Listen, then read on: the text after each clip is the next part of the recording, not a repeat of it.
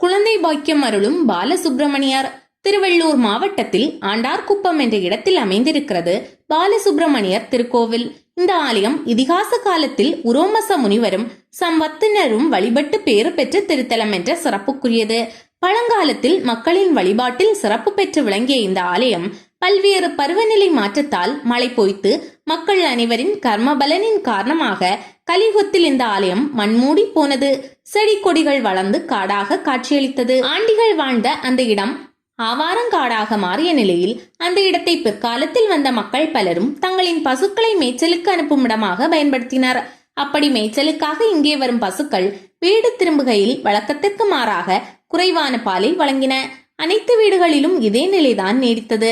பல நாட்களாக இப்படி பால் குறைவாக கிடைப்பதால் மக்கள் அனைவரும் வாழ்வாதாரத்தை இழக்கும் நிலை உருவானது. எனவே பசுக்களிடம் பால் குறைவதற்கான காரணத்தை அறிய மக்கள் அனைவரும் முற்பட்டனர். ஒரு நாள் ஊர் மக்கள் அனைவரும் தங்களின் பசுக்களை பின்தொடர்ந்து சென்று கண்காணித்தனர்.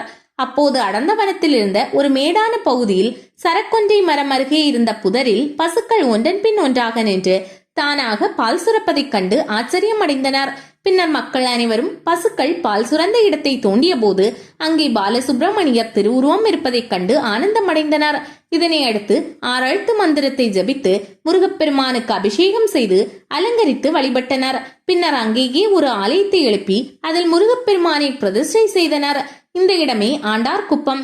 இங்கே பாலசுப்பிரமணியர் என்ற திருநாமத்துடன் இறைவன் அருள்பாலித்து வருகிறார். கோவில் முன்பாக 5 நிலை ராஜகோபுரம் எழுந்து நிற்கிறது.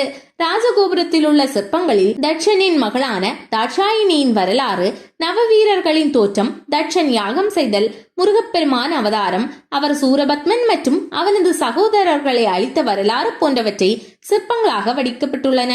கோவிலின் உள்ளே தங்கம் போல் மின்னும் கொடிமரம், அதன் அருகில் பலிபீடம் அமைக்கப்பட்டுள்ளது.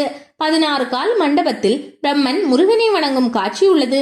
மேலும் வள்ளி தெய்வானையை முருகன் மணமுடிக்கும் நிகழ்வு, பிரம்மனின் தலையில் முருகன் கொட்டும் காட்சி, கார்த்திகை பெண்கள் ஆறுமுகனை வளர்ப்பது போன்ற காட்சிகள் சித்தரிக்கப்பட்டுள்ளன. இந்த மண்டபத்தை கடந்தால் பிரசன்ன விநாயக சன்னதி இருக்கிறது. அதைத் தொடர்ந்து கருவறையில் அஜானுபாகு தோற்றத்தில் முருகப்பெருமான் அருள்பாலிக்கிறார். அவருக்கு இடது பக்கத்தில் காசி விஸ்வநாதர், விசாலாட்சி அம்மன், சண்முகர், நடராஜ சன்னதிகள் இருக்கின்றன. இவ்வாலய இறைவனான பாலசுப்பிரமணியர் 2 கரங்களை 2 பக்க இடையின் மீது வைத்துக் கொண்டு அதிகாரத்துடன் கேள்வி கேட்கும் தோற்றத்தில் காட்சி தருகிறார். 6 அடி உயரத்தில் காணப்படும் இந்த இறைவன் காலையில் பாலகனாகவும் பகலில் குமாரனாகவும் இரவில் முதியவர் தோற்றத்திலும் காட்சியளிப்பதை காண கண்கோடி வேண்டும். திருமணமாகாதவர்கள் தொடர்ந்து 6 வாரங்கள் இத்தல பாலசுப்பிரமணியரை வணங்க வேண்டும். ஒவ்வொரு முறையும் 2 மாலைகள் கொண்டு இறைவனை அர்ச்சனை செய்ய வேண்டும். இதனால் விரைவில் திருமணம் நடைந்தேறும் என்கிறார்கள். பரணி, கிருத்திகை, சஷ்டி, விசாகம் ஆகிய நாட்களில் அபிஷேகம் செய்தால் வியாபாரத்தில் பெரிய முன்னேற்றம் காணப்படுவதுடன் செல்வம் பெருகும். பரணி நட்சத்திரத்தன்று கோவிலுக்கு வந்து இரவு தங்க வேண்டும். மறுநாள் காலையில் கிருத்திகை தினத்தன்று நடக்கும் பாலாபிஷேகத்தில் பங்கேற்க வேண்டும்.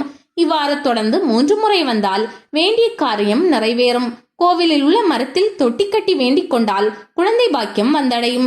சென்னையிலிருந்து 35 கிலோமீட்டர் தூரத்தில் உள்ளது ஆண்டார்குப்பம். சென்னை சென்ட்ரல் ரயில் மார்க்கம் பொன்னேரி ரயில் நிலையத்தில் இறங்கி பஸ் அல்லது ஆட்டோ மூலம் தச்சர்கூட்டு சாலையில் சென்றாலும் இந்த ஆலயத்தை அடையலாம்.